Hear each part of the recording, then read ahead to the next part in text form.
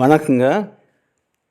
நமது முன்னோடிகளான தமிழ் சித்தர்கள் ஒவ்வொரு பொருள்லையும் கிரகத்தோட ஆளுமை இருக்குது அப்படின்ற விஷயத்தை உணர்ந்து ஒவ்வொரு பொருளையும் உள்ள கிரக ஆளுமையை பொறுத்து அந்த பொருட்களின் தன்மையை பிரித்து வகுத்து வச்சுருக்காங்க. உதாரணத்துக்கு நவதானியங்கள், நவ உலோகங்கள், நவரத்தினங்கள், 7 வகையான சுரங்கள், அப்புறம் சுவைகள் அப்படின்னு சொல்லிட்டு பிரித்து வச்சுருக்காங்க. இதெல்லாம் எந்த தத்துவத்தின் அடிப்படையில் பிரித்து வச்சுருப்பாங்கிறத இந்த பதிவுகளை பார்க்கலாம் வாங்க. முதல்ல வள்ளலார் சொன்னதை பார்க்கலாம். அருட்பெருஞ்சோதி அருட்பெருஞ்சோதி தனிப்பெருங்கருணை அருட்பெருஞ்சோதின்னு சொல்கிறார் வள்ளலார். இதன்படி பார்த்தீங்கன்னா ஒளிமயமானவர், ஜோதிமயமானவர் இறைவன் சொல்லிட்டு வள்ளலார் சொல்கிறார். அடுத்தது திருமூலர் பரஞ்சுடர்னு சொல்லிட்டு தன்னோட திருமந்திரத்தில் அடிக்கடி அந்த ஒரு வார்த்தையை பயன்படுத்தியிருப்பார். இதோட அர்த்தம் என்னன்னு கேட்டிங்கன்னா, இறைவன் சுடர்மயமானவர், அதாவது ஜோதிமயமானவர், ஒளிமயமானவர்ன்றதை நம்ம எடுத்துக்க வேண்டியிருக்கு. அடுத்தது ஔவையார் பரமாய சக்தியுட் பஞ்சமாபூதம் தரமாய் தோன்றும் பிறப்பு அப்படின்னு சொல்கிறாங்க. அதாவது பரமாய அந்த ஒளி தத்துவமானது பஞ்சபூதத்தில் நுழையும் போது பிறப்பானது தரமாய் தோன்றுகிறது அப்படின்னு சொல்லிட்டு சொல்கிறாங்க.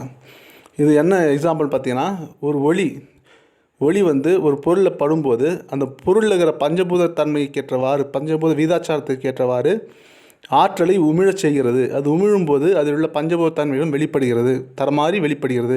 உதாரணத்துக்கு ஒரு தண்ணியை சூடு பண்ணுறீங்க, அந்த தண்ணி சூடு பண்ணும்போது அது ஆவியாக வெளியேறி வாசனையாக வெளிப்படுது, இந்த குளிர்ந்த நீராக மாறுது. இதுதான் ஒரு இந்த மாதிரி சுவை ஊறு ஒளி ஓசை நாற்றமாக மாறுது. இதே தான் நம்ம திருவள்ளுவர் என்ன சொல்கிறான்னு கேட்டிங்கன்னா, சுவை யோசை ஒளி ஊறு நாற்றம் இவ்வைந்தின் வகையறிவான் கட்டிய உலகுன்னு சொல்லிட்டு திருவள்ளுவர் சொல்கிறாரு. இதன்படி பார்த்திங்கன்னா, ஒரு கிரகம் எக்ஸாம்பிளாக சொல்லலாம், புதன் கிரகம் சொல்லலாம். புதன் கிரகத்தை சுவையை பொறுத்து தானியமாக பச்சை பயிரை ஒதுக்கியிருக்காங்க.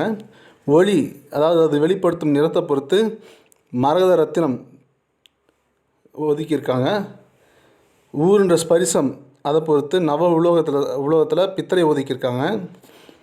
ஓசை, அது அந்த ஒளி புகும்போது ஏற்படும் ஓசை காரணமாக அதை பொறுத்து 7 சுரங்களில் மா எனும் சுரத்தை ஒதுக்கியிருக்காங்க. மனம்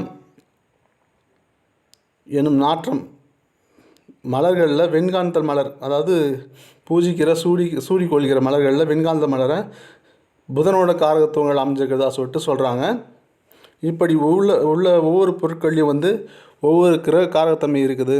ஒரே பொருளில் பல கிரக காரத்துவங்கள் இருக்குது. சுவை ஊறு ஒளி ஓசை நாட்டத்தில் வேறுபட்ட கிரக காரத்துவங்கள் இருக்குதுன்னு தெரிஞ்சு வச்சுருக்காங்க. சரி, இப்போ ஒளி மூலிமா தான் ஒரு கிரக காரத்துவம் மாறுதா, சுவை ஊறு ஒளி ஓசை நாட்டமாக மாறுதா அப்படின்னு கேட்டிங்கன்னா, அது மட்டும் கிடையாதுங்க.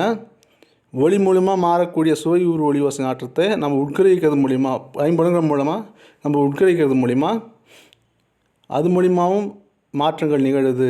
நாமளும் சுவை ஊறு ஒளி ஓசை நாற்றத்தை பிரதிபலிக்கிறோம் அப்படின்னு சொல்லிட்டு சொல்லிக்கிறேன். இப்படித்தான் நவகிரகங்களில் இருக்க காரகத்துவங்கள் பொருட்களில் உள்ள கிரக காரத்துவங்களாக வெளிப்படுது அப்படின்னு சொல்லிட்டு பதிவை முடிச்சு வைக்கிறேன். நன்றி, வணக்கம்.